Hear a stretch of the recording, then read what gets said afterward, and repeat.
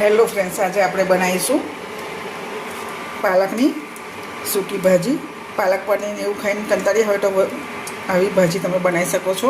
તેના માટે મેં પાલક સમારીને 2 વાર વોશ કરી લીધી છે, 2 થી 3 વાર, કારણ કે ઝીણી માટી પણ હોય છે. એમાં થોડાક ટામેટા લીધા છે, ચોપ કરેલી ઓનિયન છે. તો ચાલો આપણે બનાવીએ પાલકની ભાજી.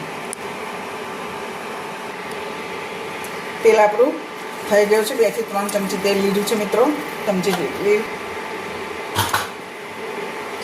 1 ચમચી જેટલા આદુ મરચાં અને લસણની પેસ્ટ એડ કરી છે. તેમાં આપણે પહેલાં ડુંગળી એડ કરી થોડી વાર થવા દઈશું. ડુંગળી સતરાઈ ગઈ છે, આપણે એમાં ટામેટાં એડ કરી દઈશું અને બધું સાઈડે મિક્સ કરી થોડી વાર માટે થવા દઈશું. આપણા મસાલા સતરાઈ ગયા છે મિત્રો. તો તેમાં આપણે ધોઈને કોરી કરેલી મેથી એડ કરી દઈશું. જરૂરી મસાલા કરીશું, તે માટે મીઠું, મરચું, હળદર, એકદમ બેઝિક મસાલા જ એડ કરવાના છે, કારણ કે આપણે એને સાદી ખીચડી સાથે ખાવાના છીએ. શાક આપણું રેડી થઈ ગયું છે. તો એમાં આપણે મસાલા કરી લઈશું મિત્રો.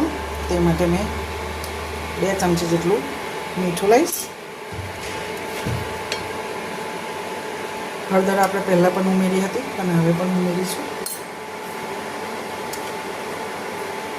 1 ચમચી કાશ્મીરી લાલ મરચું લઈશું. 1 ચમચીથી 1.5 ચમચી જેટલું ટેસ્ટ લાવવા માટે ધાણા જીરું. એકદમ બેઝિક મસાલા છે મિત્રો. એકદમ સાદી ભાજી બનાવવાની છે અને ખીચડી, ભાખરી કે રોટલી સાથે પણ લઈ શકો. થોડી વાર થવા દઈશું. ફાઇનલી આપણી ભાજી બનીને તૈયાર છે મિત્રો. એને તમે રોટલી, ભાખરી, પૂરી કે સાદી ખીચડી, કઢી ભાત સાથે પણ લઈ શકો છો.